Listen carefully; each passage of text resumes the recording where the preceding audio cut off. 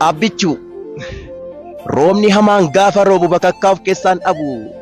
taliilli burqaa dhugaas buqqaa dharaan hin cabu silaa akkuma beekamu obboleessi dhugaa haqaati Finfinneen jaallattee jibbitee magaalaa guddoo Oromiyaati Itoophiyaa kan ijaare ilma abbaa fiixaa ta'u Noobelii nageenyaa mootee fiixee addunyaa ba'u umurii xiqqaa kanaan adiif fakkeenya ta'u anatu ragaasii baawwamtuu qixa keen ga'u garba maaltitti sakaa isa galaana caalu booruu dhuguu dinne kaa isa taliila faalu filannoo harka ummataan caalaa hundaasi godhanne isii hattuuf gantummoo barcumarraa gad darbanne inaaftuu sammuu madaa ishee baadu arraabdu bakkaa siraasuu dadhabde qubatoo sitti qabdu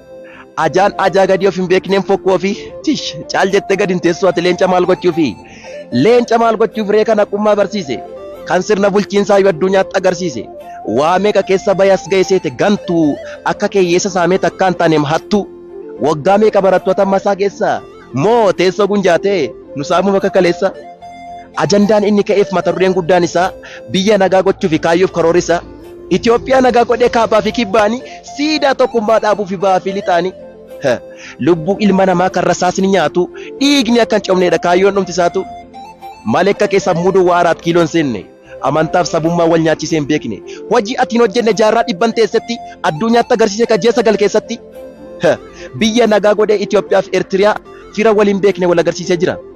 lubbuu ilma namaa kan rasaasni nyaatu dhiigni akka hin cabneedha kaayyoon dhumtisaatu. Abbichu dhagaatta dhugaa rabbii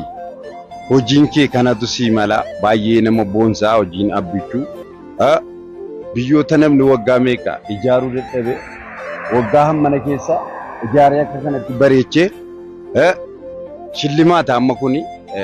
dhugaa rabbii baay'ee tokkoon akka mataa kiyyaatti si galateeffadha abbichuu baay'een si jaalladha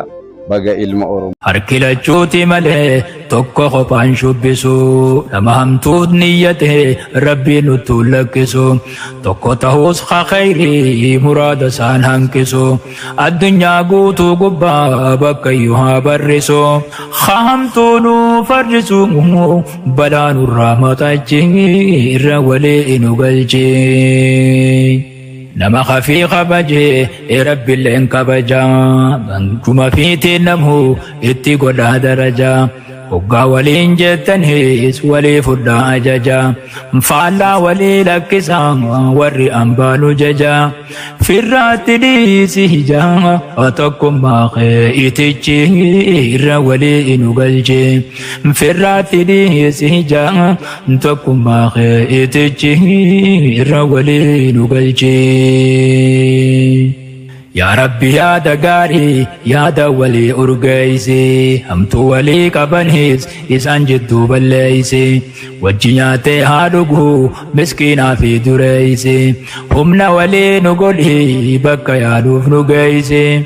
akkasin nu mijjeeysi hunda walii qaceelchi irra walii nu galchi.